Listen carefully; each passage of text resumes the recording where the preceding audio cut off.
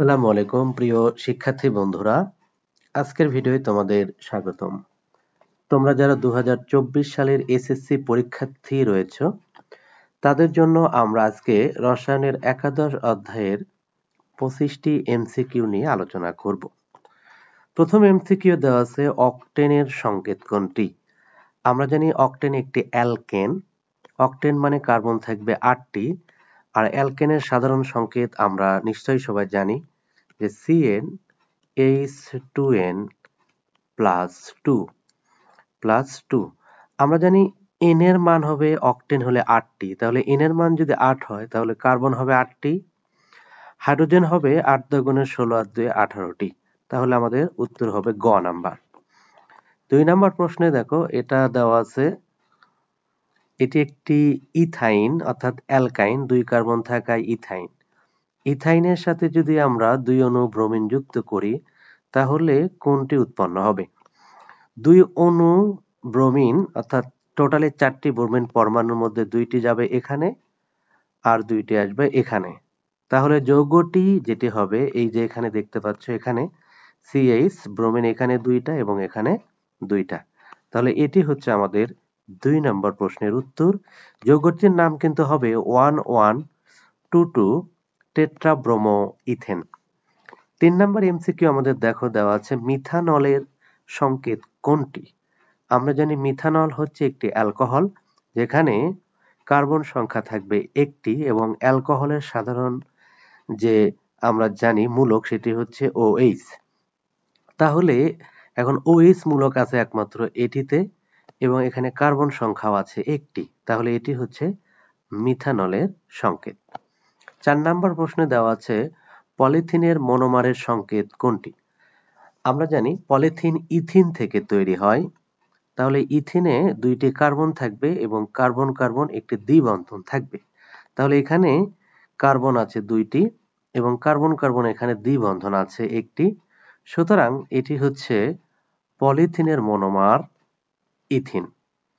5 নম্বর প্রশ্নের দিকে আমরা যদি লক্ষ্য করি, দেখো দেওয়া আছে উদ্ভিদ ও প্রাণীর দেহ মাটির নিচে পরিবর্তিত হয়ে জীবাশ্ম জ্বালানিতে পরিণত হয়। উচ্চ তাপে, হ্যাঁ, উদ্ভিদ এবং প্রাণীর দেহ থেকে জীবাশ্ম জ্বালানি হতে উচ্চ তাপের প্রয়োজন হয়, উচ্চ চাপেরও প্রয়োজন হয়, বায়ুর অনুপস্থিত থাকতে হয়, অর্থাৎ এখানে বায়ু থাকা যাবে না। সুতরাং 5 নম্বর প্রশ্নের উত্তর হচ্ছে আমাদের খ 1 2 3। 6 নম্বর এমসিকিউ এর দিকে যদি আমরা তাকাই, দেখো দেওয়া আছে নিচের কোনটিকে পরিবেশ বান্ধব জ্বালানি বলা হয়? আমরা জানি অ্যালকোহলকে বলা হয় পরিবেশ বান্ধব জ্বালানি। বিশেষ করে অ্যালকোহলের যে ইথানলটা আছে আমাদের এরকম, সেই ইথানলটা হচ্ছে মূলত আমাদের পরিবেশ বান্ধব জ্বালানি। এবার 7 নম্বর এমসিকিউ এর দিকে যদি আমরা একটু নজর দেই, বাংলাদেশে পাওয়া প্রাকৃতিক গ্যাসে মিথেনের পরিমাণ কত? বাংলাদেশে পাওয়া প্রাকৃতিক গ্যাসে মিথেনের পরিমাণ হচ্ছে 99.99%।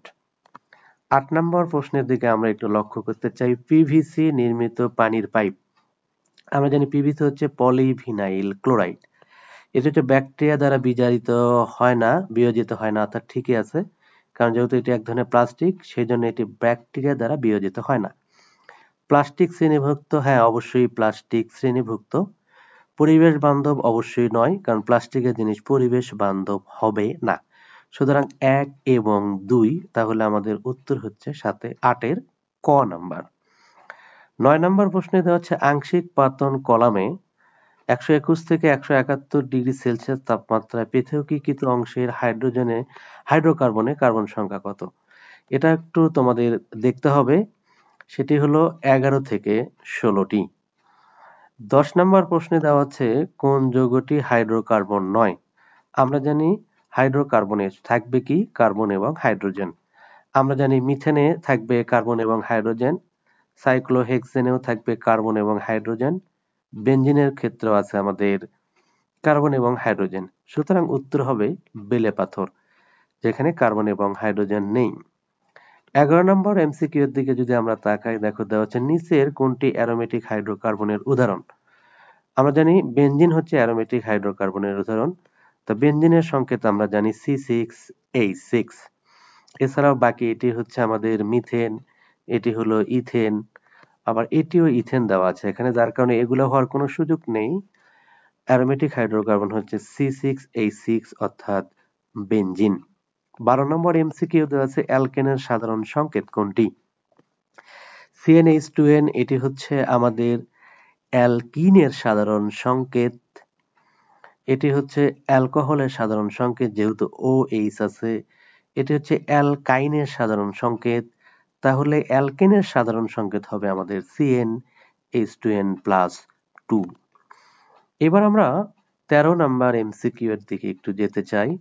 দেখো দেওয়া আছে আমাদের এখানে যে কার্বন ডাই অক্সাইড এবং হাইড্রোজেনের মিশ্রণ থেকে অ্যালকেন তৈরির সময় প্রভাবক হিসেবে কি ব্যবহার হয়? তোমরা জানো কার্বন ডাই অক্সাইড এবং হাইড্রোজেনের মিশ্রণ থেকে আমরা মিথেন তৈরি করতে পারি, যেটি একটি অ্যালকেন, এবং এই সময় প্রভাবক হিসেবে ব্যবহার হয় নিকেল।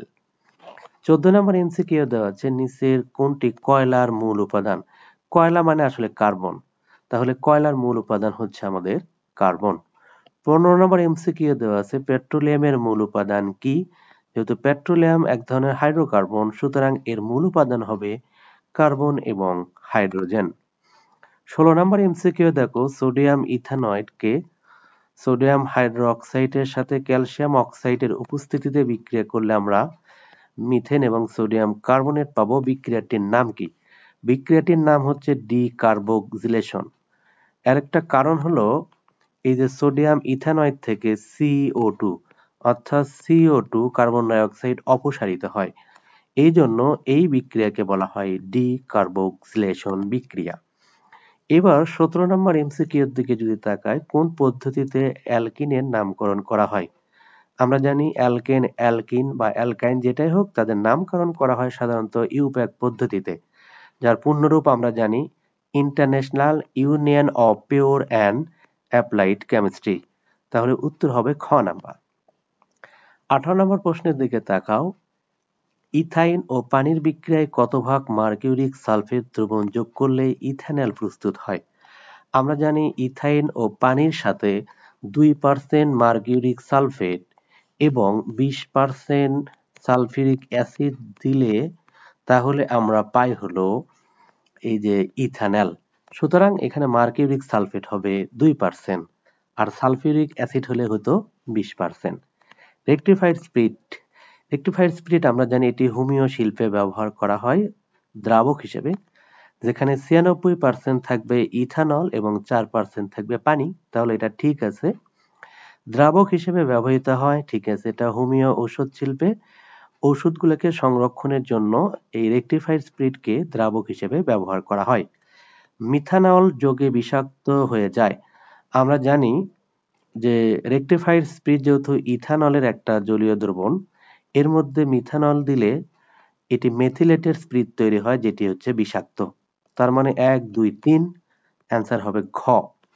তেঁতুলে কোন অ্যাসিড থাকে? এটা আমরা সবাই জানি, তেঁতুলে থাকে হচ্ছে আমাদের টার্টারিক অ্যাসিড।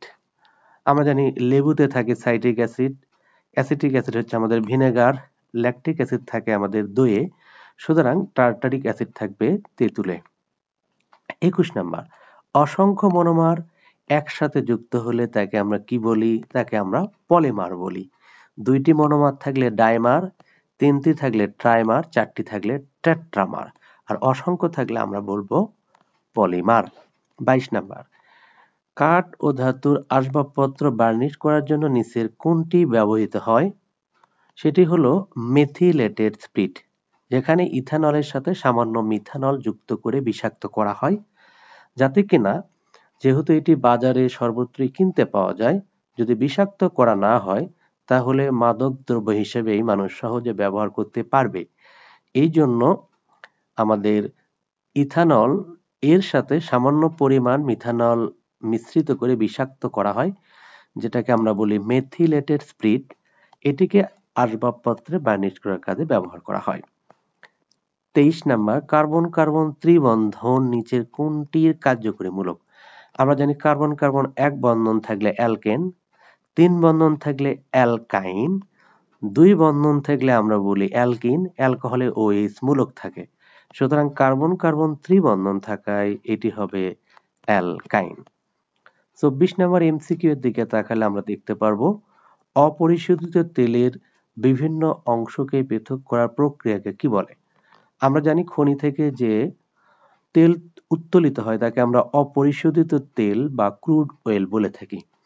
এটিকে একটি আংশিক পাতন নলের মাধ্যমে বিভিন্ন পদার্থকে অংশ অংশ করে আলাদা করা হয়। এই যে প্রক্রিয়া আমরা আলাদা করি সেটার নাম হচ্ছে আংশিক পাতন। রিসাইক্লিং প্রক্রিয়ায় আমরা যে রিসাইকেল করি, যেটাকে আমরা সহজ কথায় বলি, সেই রিসাইকেল প্রক্রিয়ায় প্লাস্টিক পুনরুদ্ধার করা যায়। হ্যাঁ, ঠিক আছে। প্লাস্টিক বিয়োজনযোগ্য করা যায় না, প্লাস্টিককে বিয়োজনযোগ্য করা যায় না, অর্থাৎ এটি পরিবেশে বিয়োজিত হয় না। পরিবেশ দূষণ হ্রাস করা যায়, যেহেতু আমরা পুনর ব্যবহার করব, ফলে পরিবেশ দূষণ কি হবে? হ্রাস পাবে।